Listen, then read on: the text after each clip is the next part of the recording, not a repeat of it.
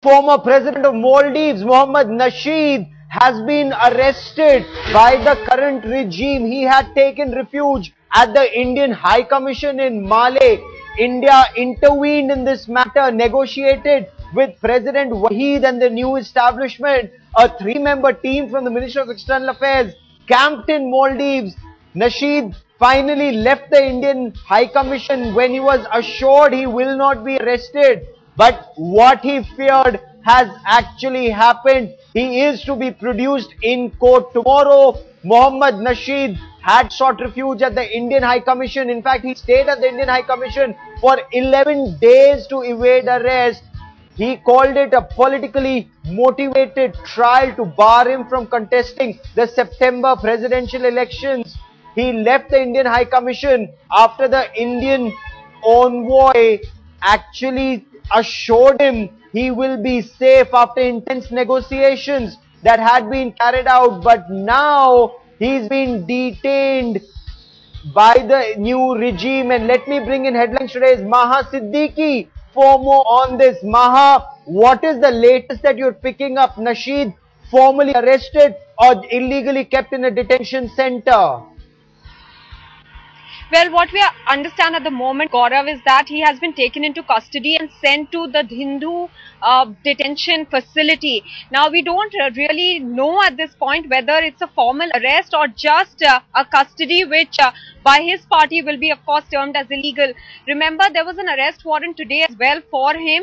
He is to be produced in court tomorrow. The hearing is at 4 o'clock on Wednesday. This is regarding an old case about the arrest and the detention of a criminal judge, Abdullah Muhammad. So this is the case that he was trying to evade, because of which he had taken refuge in the Indian High Commission, Gaurav, as you were pointing out there, yes, for about 2 weeks. And it is only after hectic negotiations that an MEA from India led by Joint Secretary BSM had gone to Maldives and held talks with all the stakeholders and pressed upon the present regime of President Wahid that a conducive atmosphere for free and fair elections in September need to be created. And only after this did Nasheed step out of the Indian High Commission. But today we are seeing this of him being taken into custody.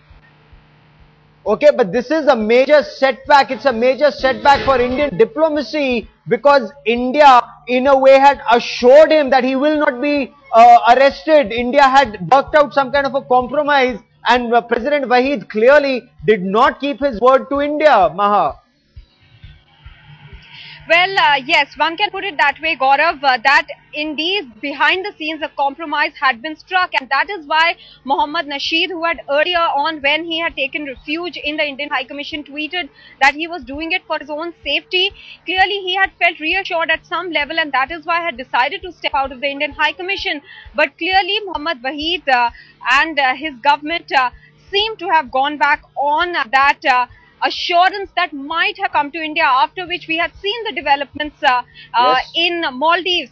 But as you know, Gaurav, that ever since the so-called coup had happened in Maldives, after which Mohammad Wahid came into power, India had at that time welcomed that government. But since then, we haven't seen that government really be or doing things very much in favor of India. We've seen the huge GMR controversy as well, Yes. where India could not really set things right. So yes, at some level, bit of confusion and things going awry over there in Maldives as far as India is also concerned. Completely. India caught off guard yet again, it seems, Maha, because the word that I'm picking up from Maldives, and a lot of people are now SMSing from Maldives saying that former President Nasheed's life could now be in danger. He's been arrested 24 hours before that court hearing, kept in solitary confinement. His life is in danger. They're requesting not India now, they're requesting the international community to come forward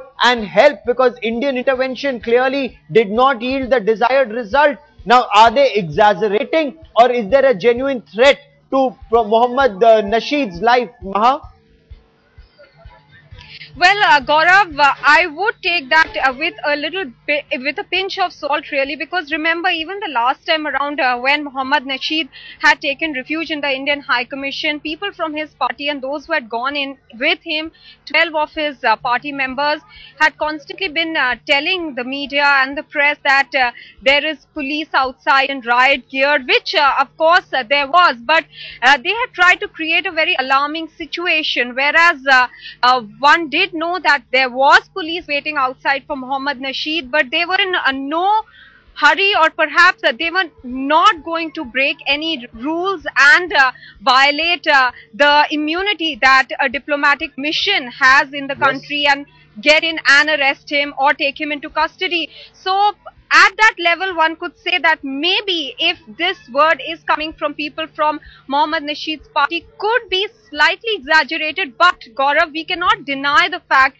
that there are elections in September and that Mohammad Nasheed has already once been ousted in a so-called, as he puts it, coup. So clearly there is strong opposition from the present government for him, from the present president Mohammad Wahid, and in that context, if this is seen, yes, of course, it's a difficult situation for Maldives and for Mohammad Nasheed.